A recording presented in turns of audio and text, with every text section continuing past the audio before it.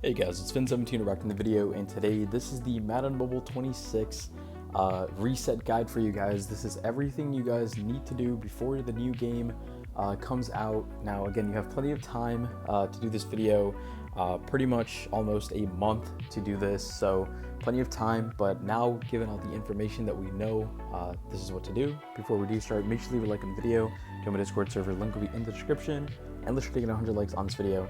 That'd be awesome. And the post notification shout out, because these people on screen right there, thank you for having your post notifications on. If you guys doing a post notification shout out, make sure to be subscribed, have notifications on, being the first people to comment under my videos.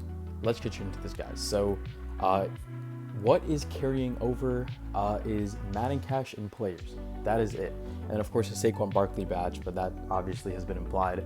But in terms of currency, just players, just cash. This is great news. Obviously, this is what we had, coming into this year as well. With what was being transferred, players are going to be used to get yourself like a head start in legacy trades next year, and then of course cash always transfers over. But obviously it was confirmed that only those two would travel from game to game, so that means coins, training points, all that stuff are basically useless. The only thing that is useful is the play right here, points. Let me go to the Play Store. These tokens, use them up if you haven't already.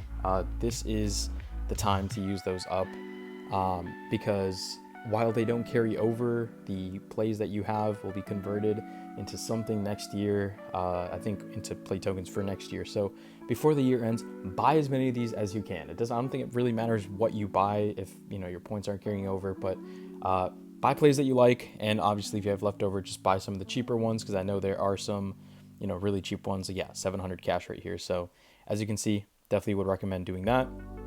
Besides that, obviously coins and training points do not transfer over.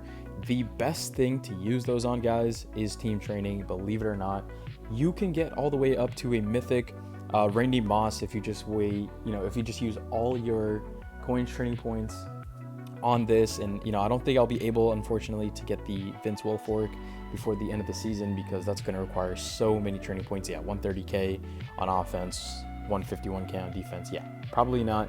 But I hopefully might be able to get an iconic version of him if I get my offense to level 10, for example. But that is entirely possible. Focus on team training. This is the time to use those currencies. Obviously, we don't have another field pass coming out, so there's nothing really you could spend the training points on besides that. And then of course coins. The only other thing you could spend it on is packs to get players, which I guess I understand, but I wouldn't do that personally. I would go ahead and focus on team training. So once you're up to like level 16 training, I would definitely use the coins on whatever else you can spend coins on. Don't get me wrong, but if you have team training that requires coins, definitely go make sure to use it on that. The next thing is make sure you are maximizing the amount of Madden heroes you can get. If you've kind of not been keeping up with the field passes and everything like that, you only have enough. Even one is fine. I mean, these players are going to provide a huge advantage next year, especially given like the rarity of them. Like last year we had Madden Max, and obviously the years before that rolled over. But those Madden Max players you can get a ton of. I had a full lineup, I believe, Madden Max players in Madden Mobile 23, and I think like a good amount in 24 as well. Like enough to at least have half my lineup be Madden Max. But this year you can only get a certain amount of these Madden Hero players. So obviously I only have 4, and no more are coming out. So definitely make sure to get you any of these. I don't believe Iconics and Mythics are going to be as useful in the next season as we think. Could be wrong on that, but this year I believe, I don't even remember what the Iconic trade-in was. I think it was a Madden pack, which, it's cool and all, but, I would definitely make sure and, be smart with that. But obviously it's not like last year where you trade in Iconics to get Madden Max players, so I completely understand if you guys want to keep these on your team instead of trading them in for trading points and stuff like that. So that is pretty much it for that. There's no obviously huge things that need to be shut down. If you're focused on competitive, obviously we only have this arena season, only this versus season, and then that's it. I mean, we're basically done with the game. That's pretty much it for that. And we only have one more promo coming out, which is Domination, and I think the end date of that will basically tell us when the game ends, because the promo ends, what are they going to do? Like, what are they going to have? And obviously the last promo usually is cut short.